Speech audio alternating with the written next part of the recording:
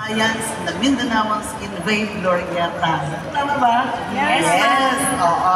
So we are here to present to you what's the best in Region 12. Ito po sinasabi nating treasures of Region 12. Balik pangatlo na po natin itong pag-mount ng treasures for the last 3 years. And again, i-introduce lang natin a little about Region 12. Sige. So, ang Region 12 is isang, the Treasures of Region 12 Trade Expo is dinadala natin dito sa Glorieta. So, this is for the 3rd time around. And itong event na ito is pinopromote natin yung ating micro, small, and medium enterprises, yung kanilang produkto, and of course, yung mga services. No? So, ito is supported by the different programs ng Department of Trade and Industry. Meron po tayong One Town One Product, yung OTOP na sinasabi natin. May Shared Service Facility po tayo, or SSF. Meron din po tayong Rapid Growth, or Rural Agro Enterprise Partnerships for Inclusive Development and Growth. DTI CARP, para po sa mga farmer beneficiaries natin. Of course, negosyo centers.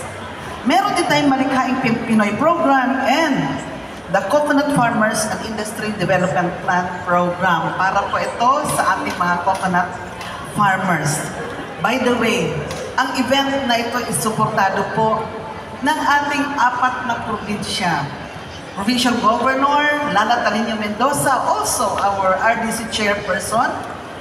Ang ating Governor Rogelio Pacquiao ng Sarangani Province. Of course, Sultan Kudarat, Governor Dato Ali Pax Mangudadato. And ang ating South Cotabato, of course, na Provincial Governor, Governor June Tamayo.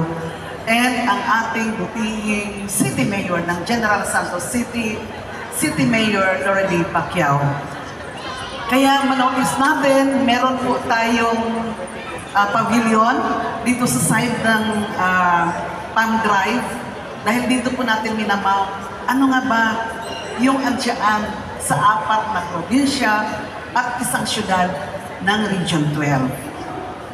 By the way, kasama po natin ang Management Committee ng Department of Trade and Industry 12, ang Provincial Director ng Sultan Kudarat, Provincial Director Mary Ann Morales, ang ating Provincial Director ng Cotabato Province, Piliinan Cabiles, ang ating caretaker ng DTI General Santos City, Eddie Diazis. Of course, at my left, kasama po natin ang ating Provincial Director ng South Cotabato, at the same time, OIC Assistant Regional Director Rick Reginio. And hindi yung pwede kung hindi mo natin kasama ang ating partner sa business sector, Engineer Jesse Cruz, presenting the Regional SMED Council 12. And kasama rin po natin yung mga investment officers ng bawat probinsya. Kaway-kaway naman po ang ating mga investment officers, promotion officers, and tourism officers. All in na po sila na kasama natin today. And syempre kasama natin yung ating team, DTI 12 team, kaway-kaway naman para ma-recognize tayo. Andyan, andun sa likod. And syempre kasama natin yung ating PIA, NCR, kasama po natin yung ating media friends na nakabase dito sa Metro Manila. Masaya po tayo. Marami palang Bisaya na part ng ating media team today.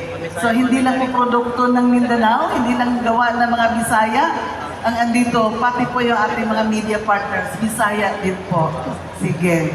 And itong event na ito, of course, serve as a market development strategy ng DTI 12 para madala po natin yung produkto natin dito sa Metro Manila mismo. And again, na-mention ko na kanina, may pavilion po yung ating provincial LGUs na andito sa Palm Drive. Yung ating mga MSMEs man nasa activity center nitong Glorieta. Para ano nga ba at meron tayo event na ganito? Of course, dala-dala po natin yung ating 50 na MSMEs para po, siyempre, makabenta, makakonect with the potential buyers, and may expand po natin ang share nila doon sa domestic market. By the way, para po sa ating mga shoppers, lahat po ng exhibitors natin this year is pwede na pong gumamit o tatanggap ng inyong bayad using e-payments, digital payments, and other e-commerce facilities. Kasi napapansin natin, bihira na po ang nagdadala ng cash dito sa Glorieta. And syempre, as organizer nitong event na ito, ang target natin dito is to come up with a sales na 20 million pesos para sa ating mga MSMEs. Kasi nga, ang true measure, ang panukatan po ng pagiging effective ng aming mga interventions, na hindi lang ng DTI, kung hindi kasama na rin yung ating mga partner agencies, is whether mabenta ba yung mga produkto ng ating mga MSMEs. Yun ang tunay na sukatan. And sa ngayon, may mga bago po tayong initiatives na gagawin. So alongside with pagbebenta, meron po tayong gawaing fashion show. May mga mini shows po tayo para maipakita natin ano nga ba yung gawa ng Region 12? Ano nga ba yung pwede pang paggagamitan ng mga fabrics na galing ng Region 12? Paano ba natin na i-transform into crafts and fashion accessories and fashion wares yung ating tinalak at iba pang hand-woven fabrics? Napapansin po ninyo yung suot-suot po ng ating secretariat at organizers na po, crafted po yan ng ating mga manlilikha sa Region 12.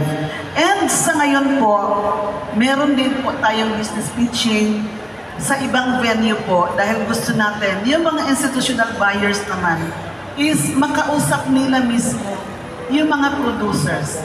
Malay natin, merong gusto mag-invest, merong gustong bumili, at meron din gustong magiging representative ng mga companies natin sa Region 12 na nakabase dito sa Metro Manila.